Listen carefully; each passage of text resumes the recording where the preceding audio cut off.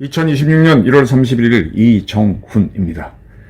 시진핑이 장유사 중국 공산당 중앙군사위원회 부주석을 숙청했습니다. 현재 이재명 대통령은 계엄에 참여했던 대한민국 군인들을 숙청하고 있습니다. 이것의 각고 다른 점을 설명드리겠습니다.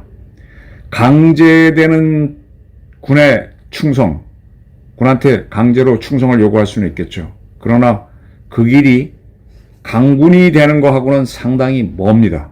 먼저 복잡하니까 정리하기 위해서 중국에서 벌어지고 있는 군사 숙청을 좀 설명을 드리겠습니다. 이건 상당히 좀 깊이 있게 봐야 돼요. 기존 언론에서 보는 시각과 다른 관점에서 봐야 됩니다. 지금 시진핑은 영구 집권을 꿈꾸고 있죠.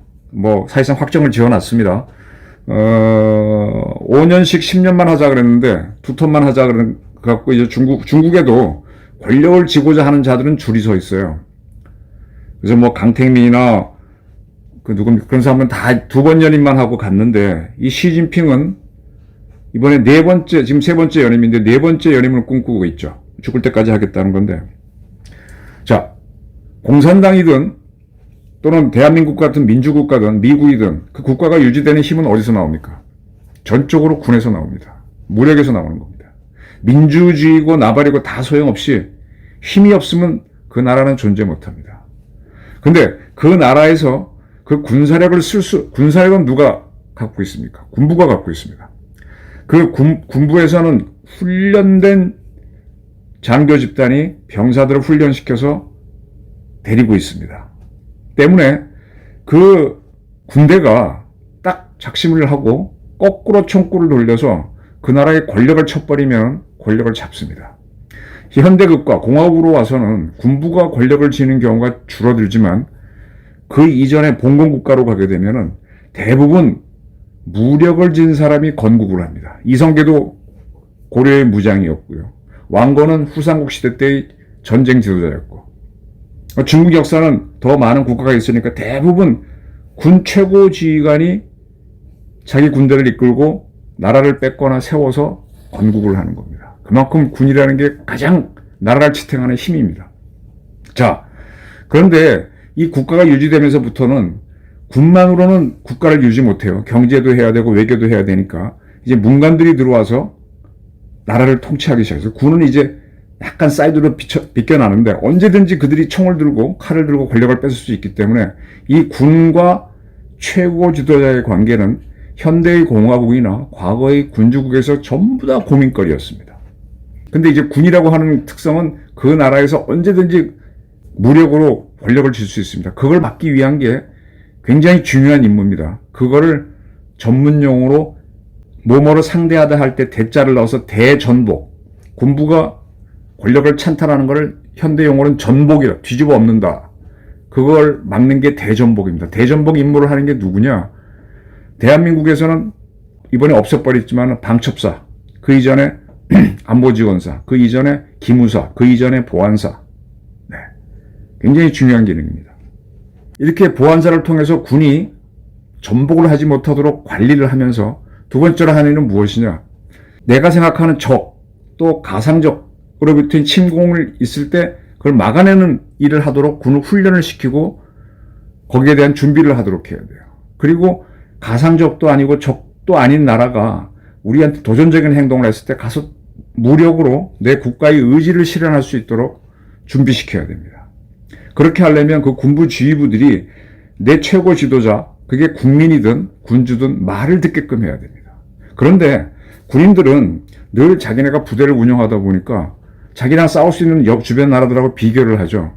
내가 쟤랑 싸우면 이길까 질까를 많이 계산하기 때문에 그 친구들의 판단이 대부분 정확합니다. 자, 중국 같은 경우는 1991년 소련이 무너집니다. 소련이 무너지기 전에 소련을 무너시키는 대공작을 미국이 하면서 72년도인가요? 키신저가 중국을 방문하고 74년도에 멋저거 해서 79년도에 미국하고 중국이 대만하고 하던 관계를 중국으로 돌리면서 중국하고 수교를 하게 됩니다. 그 79년부터 중국을 쫙쫙 잡아당기면서 공산국가를 두 개를 분열시키죠. 가장 큰 소련, 2위인 중국이 분리시키는 거예요. 그러면서 중국하고 이제 소련을 자꾸 멀어지게 만든 상태에서 소련이 거기에 대한 반발로 이란에서 무슬림 혁명이 일어나도록 하고 이제 그게 거의 같이 일어나는 겁니다. 그래서 친미 정권이 이란에서 무너지는데 반대로 공산권에서는 큰 덩어리인 중국이 반소련을 택하게 하는 거죠. 그리고 이제 거기에 대한 응전으로서 소련이 아프간에 침공을 하게 되는 겁니다. 거기에 대한 응전으로서 미국이 공산국가를 굉장히 압박하고 그게 나중에 어떤 결과로 나온가 하면 폴란드에서 공산주의 국가는 노조가 대장인데 노조운동이 레흐 바헨사가 민주화운동을 하면서 그게 확대되면서 동유럽 공산국가가 다 무너지고 소련도 무너지게 되는 그런 사태를 만들죠. 그게 이제 91년도에 소련이 붕괴되니까 미국은 중국을 잡아당기서 중국을 WTO에 가입시킵니다. WTO라고 하는 거는 그 전에 가트 체제를 토대로 해서 미국이 친미국가를 토대로 만든 무역기구인데 거기에 이걸 넣어가지고 중국까지 넣어갖고 패권을 확장하는 거죠. 그런 속에서 중국은 인구는 많고 인구가 많으면 필요한 게 많죠. 그 사람들이 필요한 물자도 공급할 겸 인건비가 싸니까 얘네들이 만들면 우리도 싸게 받잖아요. 그래서 얘네가 세계의 시장이 되도록 도와줍니다. 중국이 고속 성장을 해갖고 경제가 크니까 이제 와서는 자기가 대국이라고. 사실은 이전까지의 중국 지도자들은 감히 미국에 안 대들었는데 시진핑은 내가 미국하고 같이 세계 문제를 논의해야 돼 하면서 새로운 양극 체제를 주장하는 겁니다. 그러니까 미국은 그건 아니야. 나한테 내드렸던 소련도 내가 무너뜨렸는데 너는 안 돼 하고 이제 쭉 신냉전이 벌어지고 있는 거죠. 그럼 이 냉전의 끝은 뭐냐? 양국이 전쟁을 하는 거예요. 그러면 중국의 군부 지도자들은 전문가들이니까 미국과의 전쟁을 수없이 계산해 보면 자기네가 못 이긴다는 게 나옵니다. 핵무기에서도 딸리고 재래식 무기에서도 딸려요. 병력도 그렇게 중국이 많지가 않아요. 경제력 딸리고.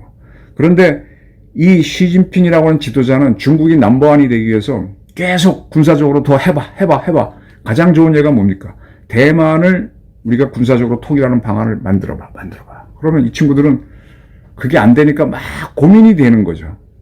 그러면 너 나가. 다른 놈, 할 수 있는 놈 쓰다가 걔도 해다 보면 또 안 돼. 왜냐면 만약 했다가 미국하고 한번 붙어가지고 지게 되면은 그 역사적 책임감하고 개인적인 망신하고 감당이 안 되니까 못 하는 겁니다. 그래서 이 독재자가 나오게 되면은, 그러니까 나치 독일에서는 히틀러가 군부를 장악해서 전쟁을 하게끔 한 거고, 지금 시진핑은 그것까지 못 나가는 거예요. 계속 교체를 하고 있는 거예요. 근데 이 장유사 같은 친구는 중앙군사위원회 부주석. 중국에서는요, 공산당이 제일 셉니다. 공산당에, 걔는 총석이라 그러지. 총석이가 최고 세요. 근데 공산당 조직과 별도로 중앙군사위원회가 있습니다. 중앙군사위원회 주석은 누군가 하면은 공산당 주석인 시진핑이가 주석인데, 거기 부주석이라 그러면 중국 군부의 1인자입니다. 이게 장유사죠. 근데 이 친구도 그렇고, 그 앞에 친구도 다 시진핑이 가르치웠어. 그럼 두 친구의 차이점이 뭐냐? 앞에 친구는 뭔데는데 그 친구는 대해 방향, 대만 해협을 줄여서 대해라 그럽니다. 대만 해협 쪽이고, 이 친구는 월전팔, 월남 전쟁을 했던 사람. 1978년인가 9년에 그 직전에 베트남이 통일이 되죠. 그리고 난 다음에 베트남에 있는 중국인들, 화교들을 탄압합니다. 걔네 민족주의가 세지니까. 거기에 대한 분노로 중국이 사실은 북베트남을 지원해서 통일되게 했는데 이 자식들이 거꾸로 우리 세력을 탄압해하고 쳐들어가요. 걔네들 중국은 월남을 징벌했다 해서 징월전쟁이라 그러는데 그 전쟁에서 중국이 집니다. 쫓겨나옵니다.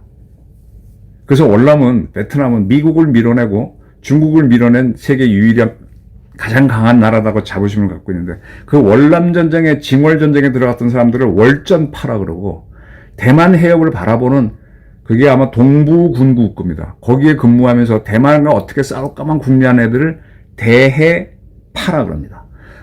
이 장유사는 월남전쟁에 갔다 온 월전파예요. 그리고 그 전에 있던 사람은 대해파입니다. 그래서 둘 다 한쪽은 전쟁 경험이 있고 한쪽은 대만 사태를 연구한 애들이 둘을 써보는데 둘 다 반응은 이거 대만 침공했다가는 우리 골로 갑니다. 이런 입장이죠. 장유사도 월남전쟁을 해봤지만은 역시 그런 입장이라서 시진핑의 요구를 피하는 거죠.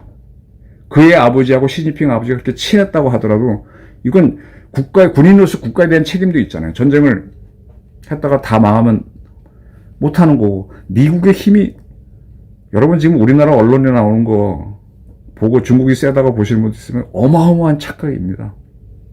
잽이 안 됩니다.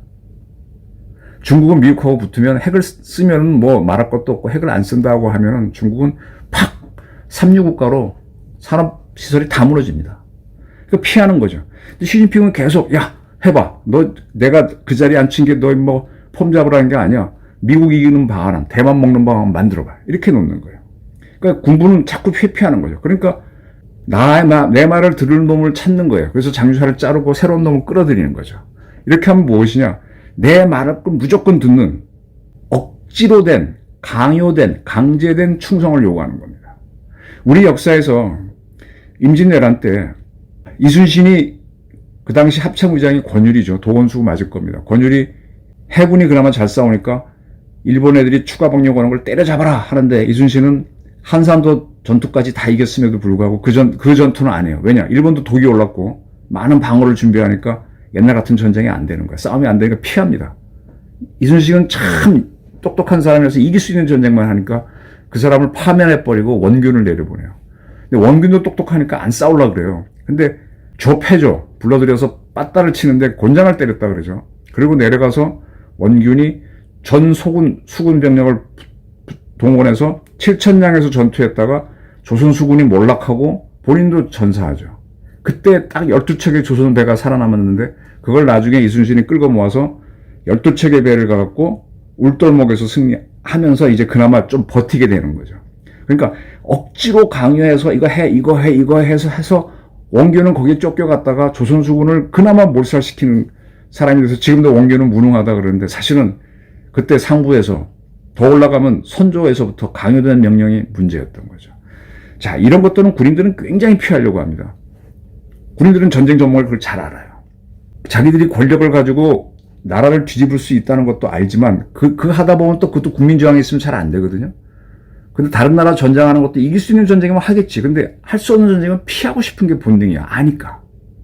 그래서 이건 항상 갈등 관계입니다. 근데 지금 시진핑이 장유사를 바꾸고 누구를 바꾸고 막 그러는 거는 자기 권력이 불안하고 자기 욕망이 안 채워지니까 막 하는 겁니다. 근데 미국은요, 간단하게 말하면은, 자, 트럼프가 무리하게 베네수엘라에 들어가서 뭘 때려 했는데 군부가 딱 해냈어. CIA하고. 그 다음에 이란에 가서 이런 핵시설 때려! 그런데 딱 때리고 나왔어요. 이거는 최고 지도자의 요구하고 군부가 같이 갈 수 있는 거예요. 그러니까 군부도 할 것 같아. 그러니까 작전을 확 짭니다. 한 사람도 안 죽고 작전 두 개 다, 이란에서 핵시설을 때려 부수는데 걸리는 시간은 23분으로 25분 전쟁했고, 베네수엘라에서 마두로를 잡아오려는 3시간 전쟁만의 목표를 딱 이룬 거예요. 그렇게 되면은 군하고 대통령하고 소통이 원활해져 갖고, 그러면 둘이 이제 잘 싸우게 되죠. 대통령이 요구하는 거를 군부가 대화가 되니까 이거 못합니다 그러면 그래 대통령도 물러서게 되고, 할 수 있다면 하자 하면 이게 되는 겁니다. 저는 우리 지도자 중에서 박정희하고 전두환이 군을 알기 때문에 군하고 소통이 됐어요. 근데 시진핑은 그게 안 되고 자기 욕망을 앞세우니까 트럼프는 지금 군부하고 관계가 좋은 거예요. 시진핑은 자꾸 교체하는 겁니다. 그래서 지금 중국군은요, 굉장히 강한 것 같지만 억지로 강요된 충성을 고급 장성일수록 시진핑한테 바치면서 힘들어. 나 죽겠어. 너무 목표가 강해. 그러면 직장인들도 힘들면 사표 쓰는 거죠. 그게 안 되면 대드는 거죠. 중국은 권력이 위험합니다. 자, 지금부터 이재명 정권 말씀드리겠습니다. 이재명 정권이 계엄에 자발적으로 참여 안 했지만 동원됐다고 하는 사람들 지금 줄줄이, 특히 김현태 707 단장을 비롯한 사람을 파면을 하고 있습니다. 파면하게 되면, 근데 그때 우리 군부에서 나갔던 사람들 중에서 김용현 국방부 장관을 제외하고 제가 보기엔 모든 사람이 그 계엄은 아닙니다라고 봤어요. 가장 인상적인 사람은 제가 자료를 봤을 때 여인영 방첩사령관입니다. 그는 무릎 꿇고 각하 이러시면 안 됩니다 하고 윤석열한테 했었죠. 그래도 계속 요구하니까 할 수 없이 따라갔다가 저 모양이 된 겁니다. 그러니까 그 밑에 군부 장교들은 다 이거 아닌데 707 대한민국 최고의 정예부대 그들이 국회 들어갔을 때 국회의원 하나 제어 못하겠어요. 근데 김현태 단장은 딱 보기에도 현장 가서 보니까 아니니까 하고 현장 판단을 해서 했기 때문에 국회가 열렸던 거예요. 그럼 이런 사람들은 이재명 집권하도록 굉장히 도와준 사람인데 이들을 다 파면을 해? 그럼 군부는 어떻게 해요? 네가 선출된 권력이니까 알았어. 일단은 충성하지만 속으로는 아니야 하면서 유리가 되는 거죠. 지금 천만다행으로 우리는 저걸 북한으로 보는데 핵을 제외하고는 우리 군부가 북한에 대해서 자신이 있습니다. 핵은 북한이 못 쓴다는 걸 알아요. 그러니까 빵빵 우리를 때리는데 이런 식으로 군에서 우리 지휘관들을 흔들어 버리면 의심을 하게 되죠. 그럼 두 가지가 있죠. 하나는 총뿌리를 돌려서 이재명을 치자. 그럴 수 있고 아니면 태업을 하는 거죠. 그리고 이재명이 뭘 하라 그럴 때 안 하려고 하는 이런 게 나오는 거죠. 그래서 군과 최고도주다가 유리가 되면서 강군이 아니라 약군이 되는 겁니다. 지금 이재명 정부에서 우리 위성락 안보실장이라든지 거기에 있는 국방비서관 이런 분들은요. 중국 사례를 딱 보면서 미국 사례 딱 보면서 우리 군은 어떻게 가야 되냐. 이렇게 계속 숙청으로 날려가는 게 우리 강군이 되는 거냐. 이거는 이재명 대통령의 군부를 못 믿겠다는 거예요. 그럼 새로 온 사람들은 처음에 이해하겠지만 그 사람들도 이거 된다는 거 알잖아요. 그럼 그 사람들 뭔가 명령을 낼 때 따라가겠느냐 고민할 거란 말입니다. 그래서 강제된 충성은 강군을 못 만듭니다. 약군을 만듭니다. 중국의 장유사 시진핑 관계를 보면서 이재명 대통령은 대한민국 군부와의 관계를 재직록하시길 바랍니다. 진짜 당신이 아니라 대한민국을 위해서. 감사합니다.